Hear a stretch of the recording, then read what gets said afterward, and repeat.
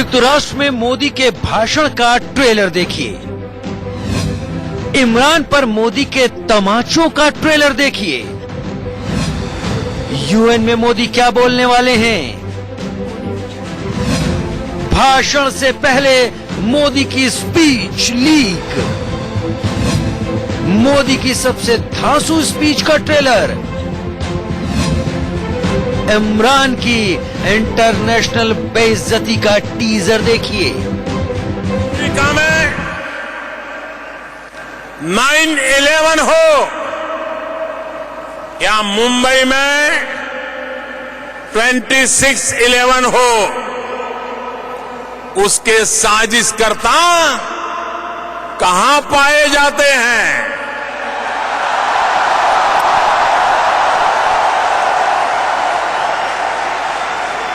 साथियों, अब समय आ गया, कहां पाए जाते हैं?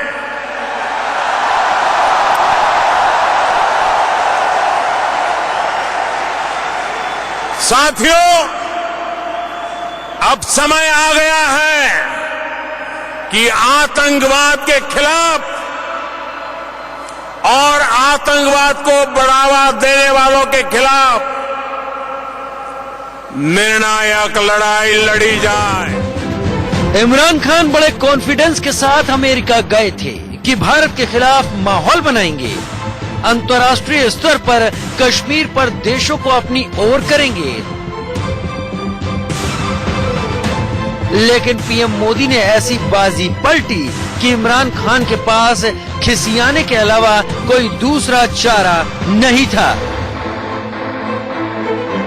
इमरान खान ने खूब कोशिश की मोदी का अमेरिका दौरा फीका रहे, इसके लिए खास तौर पर विरोध करने के लिए प्रदर्शनकारी लगाए गए, भाड़े के पत्रकार लगाए गए। लेकिन मोदी के ह्यूस्टन में भाषण से इमरान खान के सारे इरादे फीके पड़ गए। मोदी और ट्रंप की बेमिसाल दोस्ती दुनिया ने देखी।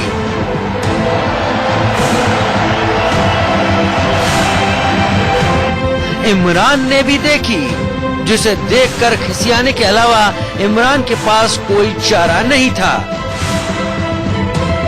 In these years, our two nations have taken their relationship to new heights. Mr. President, this morning in Houston, you can hear the heartbeat of this great partnership in this celebration of the world's two largest democracies. You can feel the strength and depth of human bonds between our two great nations. All of the brave American and Indian military service members who work together to safeguard our freedom. We stand proudly in defense of liberty, and we are committed to protecting innocent civilians from the threat of radical Islamic terrorism. Modi ने America में जाकर भारत की ताकत का एहसास करा दिया। किसी रॉक स्टार की तरह मोदी का वेलकम हुआ।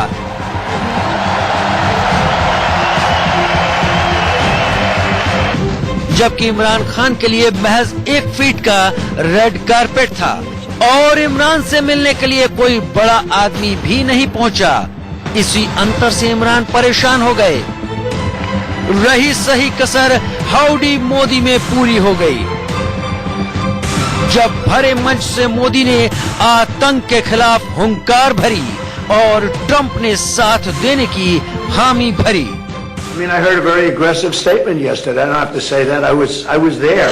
I didn't know I was going to hear that statement, I had said, but I was sitting there and I heard a very aggressive statement yesterday from India, from the Prime Minister, and I will say it was very well received within the within the room, the statement itself. That was a big room. There were 59,000 people. PM Modi का UN में भाषण बेहद ऐतिहासिक होने वाला है, क्योंकि कश्मीर पर पाकिस्तान को जवाब देने में मोदी पीछे नहीं हटेंगे। दूसरी तरफ पीएम मोदी दुनिया भर के देशों को भारत की ताकत के बारे में बताएंगे। इस बीच जिम्मेदारी और बड़ी हो गई है, क्योंकि अमेरिका के प्रेसिडेंट को मोदी में महात्मा दिखते हैं। I remember India before, now not intimately, but I remember India before, and it was very torn. There was a lot of dissension, a lot of fighting, and he brought it all together, like a father would bring it together, and maybe he's the father of India. Trump को मोदी में बेशक महात्मा दिखे, लेकिन मोदी इस बार पाकिस्तान को बख्शने के mood में नहीं है। न ही इमरान को इस लायक छोड़ेंगे कि वो दोबारा कश्मीर पर दुनिया के सामने जहर उगल सके।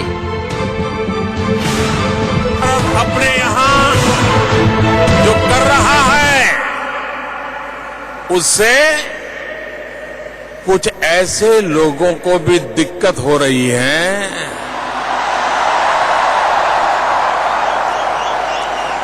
जिनसे खुद अपना देश संभल नहीं रहा है।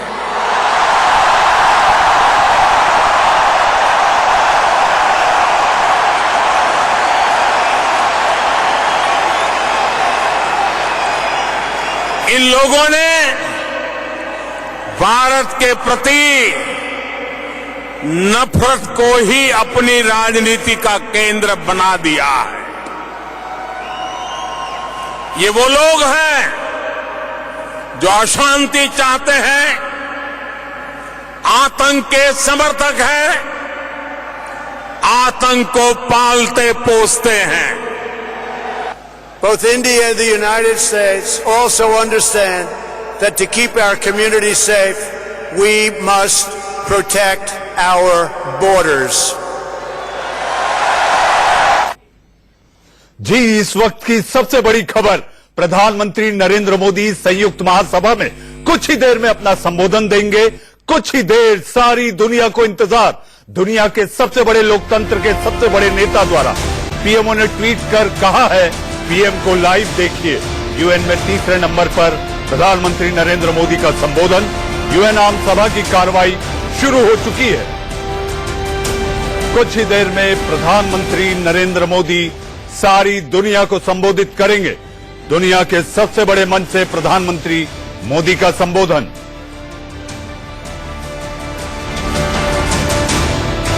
इस वक्त संयुक्त महासभा के बाहर लोगों का विरोध प्रदर्शन भी जारी है। सीधी तस्वीरें आप अपने टेलीविजन स्क्रीन पर देख सकते हैं। संयुक्त महासभा के अग्नि रॉय कहाँ है? बाहर आप देख सकते हैं कुछ लोग इकट्ठा हुए हैं। एक झुंड दिखाई दे रहा है जो कि विरोध प्रदर्शन कर रहा है। थोड़ी देर में प्रधानमंत्री मोदी का संबोधन।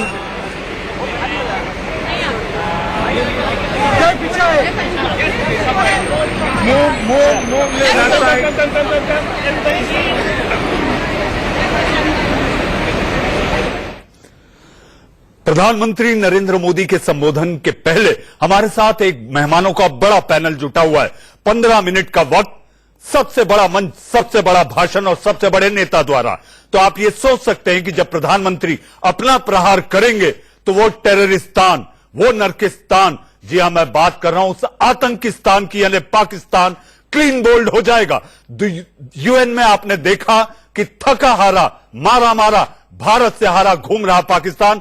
मेरे साथ बात करने के लिए बीजेपी के प्रवक्ता डॉक्टर विजय सोनकर शास्त्री, कर्नल शैलेंद्र सिंह रक्षा विशेषज्ञ, और मेरे साथ दिनेश नैन साहब, आप भी रक्षा विशेषज्ञ हैं। विजय सोनकर शास्त्री, पीएमओ ने साफ कर दिया है कि पाकिस्तान का जिक्र नहीं होगा, बात होगी आतंक पर, जलवायु और क्लाइमेट चेंज पर।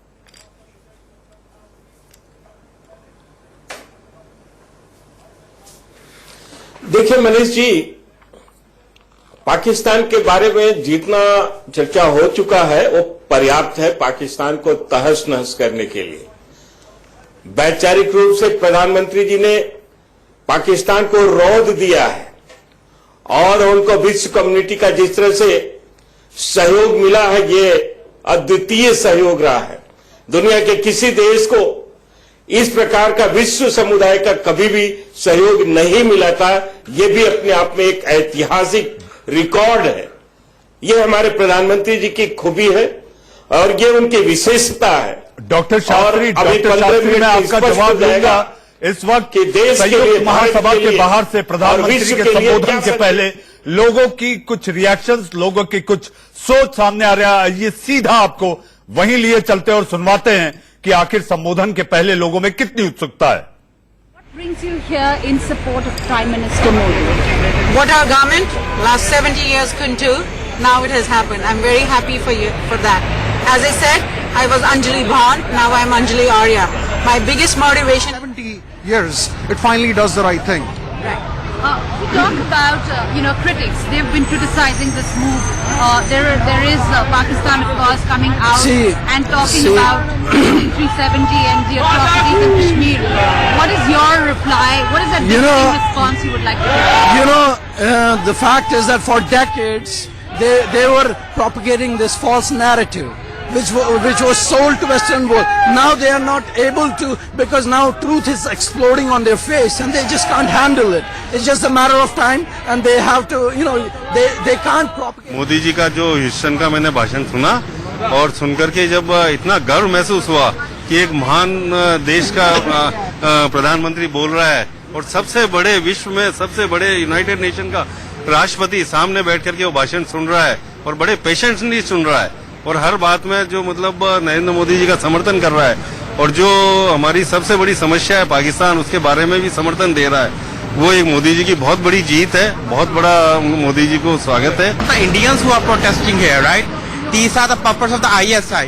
ISI have already raised here $2.5 million just for this protest in Houston as well as in New York. I was in Houston. I saw nobody was listening to them. Even the Americans were saying, "Why we have these people over here? They have their radical mindset, right?" मैं California से हूँ और जब दो महाशक्ति, एक बहुत बड़ी नई डेमोक्रेसी और लार्जर डेमोक्रेसी एक साथ आ जाएगी तो सारी दुनिया को पता चल जाएगा कि फ्रीडम की शक्ति क्या है। अभी जो हमारे बगल में हमारे पड़ोस लोग जो हंगामा कर रहे हैं बहुत सालों से, उनको पता चल गया है कि ये अभी ज्यादा नहीं चलने वाला। हमारी शक्ति देख ली, हाउडी मोदी में जो देखा दुनिया ने, उससे ज्यादा कुछ कहने की जरूरत नहीं है। इसलिए आया हूँ कि आज हमारे माननीय प्रधानमंत्री जी यूएन जनरल असेंबली में विश्व को संबोधित करने जा रहे हैं। उन्होंने कश्मीर में मानवाधिकार मूल्यों का जो जतन करा है, कश्मीर के वाल्मीकि समाज, दलित, पीड़ित महिलाएं, उनको समान अधिकार देके भारत की मुख्य धारा में लाए हैं। ये बहुत ही मानवीय कृत्य है। और पाकिस्तान में देखो, हमारा जो भारत का कश्मीर है वो दबा के बैठा है। वहाँ बलूचिस्तान में, सिंध में माइनॉरिटीज पे जो अत्याचार होते हैं उसकी हम कड़ी निंदा करते हैं। और हमारा देश का एक उद्देश्य है कि विश्व में शांति स्थापित करना, विश्व शांति प्रचलित करना। तो जो उन्होंने ग्लोबल गोलकीपर अवार्ड लिया है उससे हम लोगों का सम्मान और बढ़ गया है। एनआरआई जो पहले नॉन रिक्वायरमेंट हुआ करते थे, अब वो न्यू रिसोर्सेज ऑफ इंडिया कहलाते हैं। तो यहाँ आकर बहुत गर्व की फील हो रही है। और जैसे 1 और 1 11 होते हैं, वैसे ही अब ये 2 देश जो एक हो गए, अब इन्हें आगे बढ़ने से कोई नहीं रोक सकता। और रही पाकिस्तान की बात, उसकी तो कोई औकात ही नहीं है हम लोगों के आगे। और कश्मीर हमारा था, है और रहेगा। तो आप सुन रहे थे उन लोगों को जो कि संयुक्त महासभा के दफ्तर के बाहर भारत माता की जय के नारे लगा रहे थे।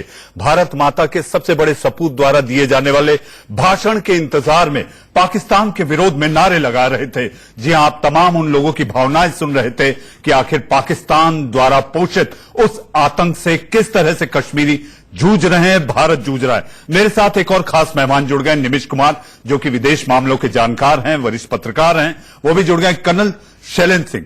कर्नल साहब, जिस तरीके से पीएमओ ने साफ कर दिया है कि पाकिस्तान के नाम का जिक्र नहीं होगा, यानी पाकिस्तान को हमें तरजीह ही नहीं देनी। जी देखिए, हमने पहले भी ये बात काफी बार कही, इंडिया अब एक हाथी की मदमस्त चाल पर चलना चाहिए, अपनी चाल पर। अब हमें रिएक्ट करने की जरूरत नहीं है। क्यों? क्योंकि पाकिस्तान जो छोटी मोटी हरकतें कर भी रहा है, अगर या तो तरीका यह है कि वो क्या कर रहा है कि डाइवर्ट करना चाहता है अटेंशन, और हम क्या कर रहे हैं, हम उसे अटेंशन दिए जा रहे हैं। तो एक अच्छी स्ट्रैटेजी है ये कि उसको अब आप एक किनारे पर छोड़ दीजिए। हम छोटा छोटा रखते हैं क्योंकि 2 मिनट का वक्त बाकी। मैं प्रधानमंत्री के संबोधन में 2 मिनट का वक्त बाकी, सारे मेहमानों को ले लूं। लेकिन मैं ये जरूर कहना चाहूंगा कि कभी ना कभी प्राइम मिनिस्टर साहब को वो जरूर बोलना चाहिए जो देश सुनना चाहता है।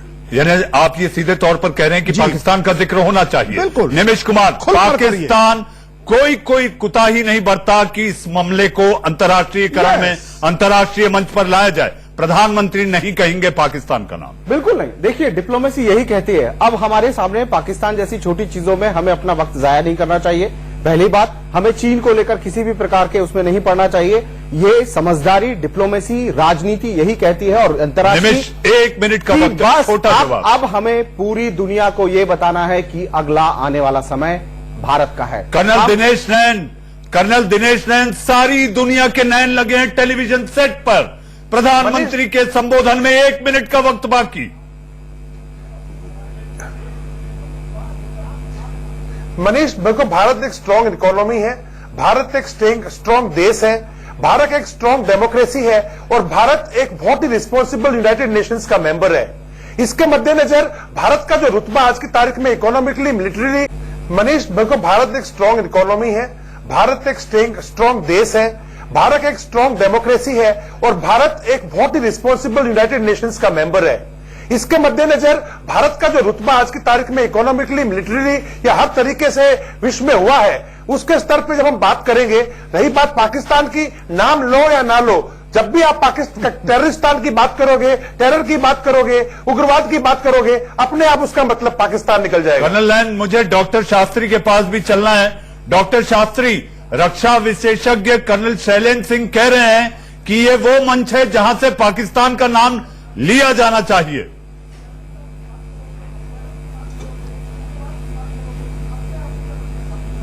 नहीं, देखिए, अब ये क्या तय होगा, क्या नहीं तय होगा और किसका नाम लिया जाएगा, क्या नहीं, ये तो प्रधानमंत्री जी के ऊपर छोड़ दिया जाए। उनकी समझदारी, उनकी सूझबूझ, उनके एक्शन का आज पूरा दुनिया लोहा मान रहा है। तो मेरे ख्याल से क्या बात होगी, क्या नहीं होगी, इस पर हम लोग अभी तक केवल अंदाज लगा रहे हैं। बस पीएमओ का ट्वीट आ गया। डॉक्टर शास्त्री, पीएमओ से ट्वीट जारी हो गया है कि प्रधानमंत्री पाकिस्तान के नाम का जिक्र नहीं करेंगे, पाकिस्तान को तरजीह नहीं दी जाएगी, आतंक, जलवायु और दुनिया की सुरक्षा को लेकर चर्चा होगी, बातचीत होगी, संबोधन होगा। ये बहुत महत्वपूर्ण मुद्दे हैं चर्चा करने के लिए और पाकिस्तान का तो वैसे ही तहस नहस हो चुका है और विश्व मंच पर पाकिस्तान की जो छिछा लेदर हुई है, पाकिस्तान उसमें हार चुका है और उनके नेताओं का, उनके प्रधानमंत्री की जो अब बातें निकल रही है उनके जुबान से, वो जुबान भी कह रही है कि वो लोग हार चुके हैं, वो सारे प्रयास उनके निष्फल हुए हैं। अब उनको सरेंडर कर देना चाहिए और भारत की अगुवाई में वो अपने भी भविष्य को तय करने के बारे में सोच सकते हैं। निमिष, अगर आपको याद होगा कि प्रधानमंत्री ने लाल किले के अपने संबोधन में, जो लाल किले की प्राचीर से उन्होंने संबोधित किया था, एक बार बलूचिस्तान का जिक्र किया था, आपको याद होगा। कर्नल साहब, आपको भी याद होगा और दिनेश नैन जी को भी याद होगा। आपको लगता है कि बलोच का मुद्दा या पाकिस्तान का नाम जिक्र ना करते हुए वो बलोच को भी छोड़ देंगे? देखिए, पिछले 5 साल में हमने 193 देश हैं, जिसमें से भारत को हटा दें तो 192 देश हैं। आजाद भारत के इतिहास में पहली बार हमारी विदेश नीति ने यह काम किया है कि हमने 192 देशों में 192 कंट्रीज में के साथ हमारी हाई लेवल मीटिंग्स हुई हैं, आपस में यात्राएं हुई हैं। इसका सीधा सीधा इंडिकेशन यही था कि अब भारत एक बार फिर से दुनिया को अपना एक नया नेतृत्व देने की तैयारी कर रहा है। ऐसे समय में इन सब मुद्दों पर मुझे नहीं लगता कि भारत की राजनीति, मतलब भारत की जो डिप्लोमेसी। निमिष, कुछ ही देर में प्रधानमंत्री अपना संबोधन करने वाले। वक्त हो चला एक छोटे से ब्रेक का। टकटकी लगाए, आप इंतजार करिए प्रधानमंत्री के संयुक्त महासभा के संबोधन का। के संबोधन के बाद देश सारी दुनिया को दुनिया के सबसे बड़े मंच से संबोधित करेंगे। आप देख सकते हैं टेलीविजन स्क्रीन पर लेसोथो, जी हां, लेसोथो के प्रधानमंत्री थॉमस थवाने इस समय वो अपना संबोधन कर रहे हैं। नंबर 3 के नेता लेसोथो के प्रधानमंत्री थॉमस थवाने। कुछ ही देर में प्रधानमंत्री नरेंद्र मोदी संयुक्त महासभा को संबोधित करेंगे। इमरान खान पाकिस्तान के प्रधानमंत्री कैसे बन गए? पाकिस्तान को भी इस बात पर अफसोस हो रहा है। अब यही देखिए कि कश्मीर पर लगातार झूठ की माला जपने वाले इमरान खान ने संयुक्त राष्ट्र में महाधिवेशन की तुलना क्रिकेट वर्ल्ड कप से कर दी। मगर आज इमरान दुनिया के सबसे बड़े मुकाबले में हारने वाले हैं, क्योंकि खेल का मैदान समझकर वो यहां जो गेंद फेंकने की सोच रहे हैं उसका सच पूरी दुनिया जानती है।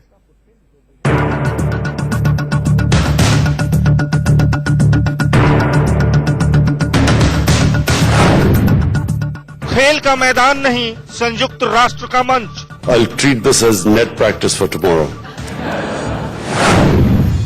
नेट प्रैक्टिस से नहीं चलती झूठी पॉलिटिक्स।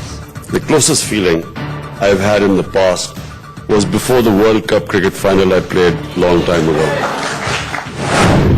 खेल समझकर हाथ मलते रह जाओगे इमरान।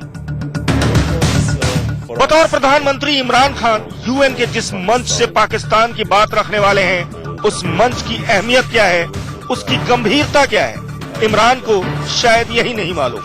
और अगर ऐसा होता तो शायद वो उसकी तुलना खेल के मैदान से नहीं करते, न ही 1992 के वर्ल्ड कप क्रिकेट को याद करते हुए शेखी बघारते। I have never, in my 22 years of politics, 23 years of politics, I have never seen anticipation for anything like my speech tomorrow in the United Nations General Assembly. The closest feeling I can tell you for tomorrow, the closest feeling I've had in the past was before the World Cup cricket final I played long time ago. So I'll treat today as net practice. ये तब की बात है जब गुरुवार को Imran New York में Asia society के कार्यक्रम में शामिल हुए। नेट प्रैक्टिस की बात कही, यानी जो यहाँ कहा वही यूएन में कहेंगे। तो सुनिए कि इमरान नए पाकिस्तान को लेकर क्या बोलने वाले हैं। My vision for Pakistan.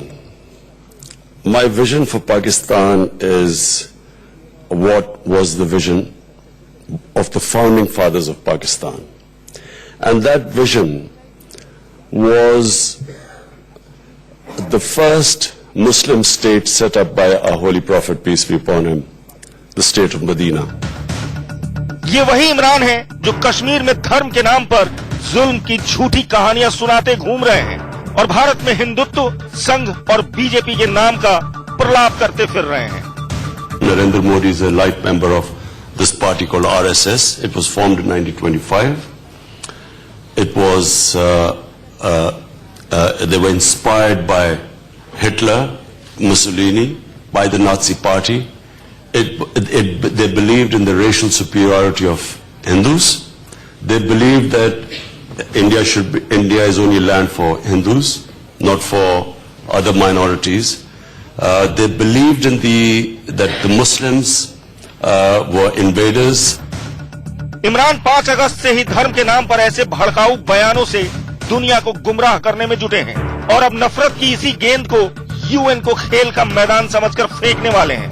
इसका अंजाम क्या होगा, ये ना तो पहले बताने की जरूरत थी न अब, क्योंकि इमरान को दुनिया इंटरनेशनल झूठा मान चुकी है। Bureau report, India news.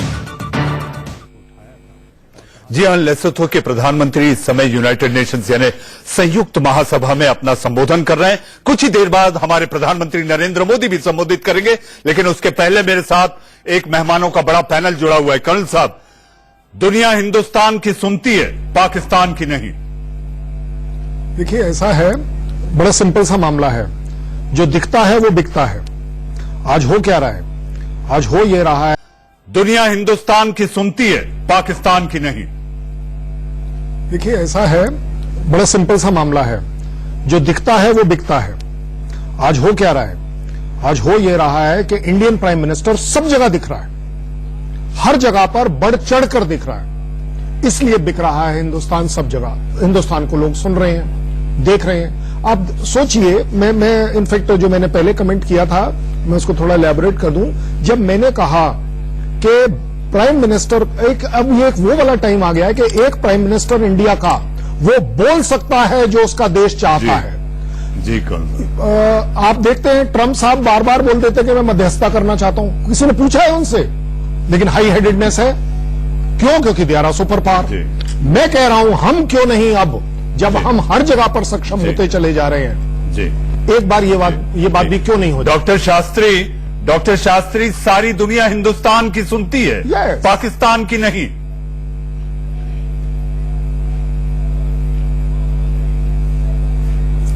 नहीं, देखिए मनीष जी, पाकिस्तान की क्या सुने, पाकिस्तान को तो सारी दुनिया सुना रही है। इमरान खान के मुंह पर ही ट्रंप प्रधानमंत्री नरेंद्र मोदी जी की तारीफ कर रहे हैं। किस तरह से तारीफ कर रहे हैं ये भी देखा जा रहा है जी। और अन्य जितने भी मुद्दे हैं उस मुद्दे पर बढ़ चढ़ करके मोदी जी की राय को लिया जा रहा है विश्व मंच पर। ये सब तमाचे दर तमाचे पाकिस्तान के मुंह पर है जी। मुझे नहीं लगता कि किसी भी देश को इतनी जलालत झेलनी पड़ी रही हो जी। ये सब मोदी जी की कूटनीति है। उन्होंने बड़ी सफाई के साथ, बड़ी शांति के साथ, आत्मविश्वास के साथ, धैर्य के साथ उन्होंने यह काम किया है। जी जी। डॉक्टर शास्त्री द्वारा चलाए हुए डॉक्टर शास्त्री कर्नल दिनेश नैन क्रिकेटर इमरान खान को संयुक्त महासभा का मंच एक क्रिकेट का खेल दिखाई देता है। कर्नल